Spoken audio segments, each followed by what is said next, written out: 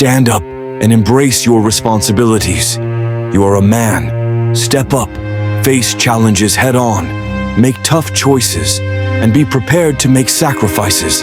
It's about making decisions that may not always be popular, but are necessary, and finding comfort in who you are. If you're not at ease with who you are when you're alone, that's the one person in the entire universe you have the absolute power, right, and obligation to change. There's a moment in every boy's life when he realizes that no one is coming to rescue him, and it's at that point that he becomes a man. Unfortunately, some boys never reach that moment and remain children forever.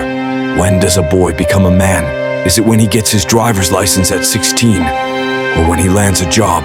The truth is, you become a man when you take on responsibility for others. And a key part of that is accepting accountability. I'm still relatively new to this journey of becoming a man, and I'm far from having it all figured out. I grew up in a culture that taught me that going to war, serving time in prison, or earning $1 million were markers of manhood. But those things don't define a man. It's only after you've chased those goals and achieved them that you realize you might still feel like an insecure boy. A man is someone who takes care of his family.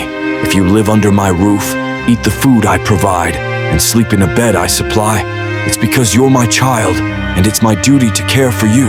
That's my responsibility, one I take seriously. The potential to be a great man exists within each of us. The difference between those who achieve it and those who don't lies in belief and relentless effort.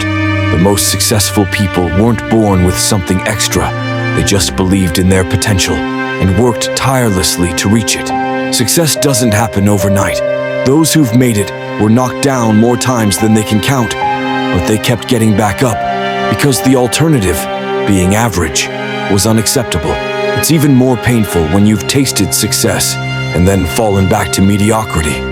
Pain is often passed down through generations, from father to son. Much of the pain in Troy's life stems from the hurt his father inflicted on him, which he then passed on to his own son. As men, especially as black men, we need to be aware of this cycle. It's not always fair, but sometimes we take our frustrations out on those we love the most. I'm guilty of that too. Frustration is something we all experience, but we still have a responsibility to be fathers, not just in creating life, but in being real. You can't expect good things to come to you if you don't put good out into the world, especially towards your children. So, stand firm, be courageous, and don't back down from your responsibilities. That's what it means to be a man. And if I must face adversity, I'll do it with honor. I'm not one to play games or flatter others unnecessarily. I'm genuine, and that's the foundation of who I am. I want to live and die with integrity, as a man who never compromised on his principles.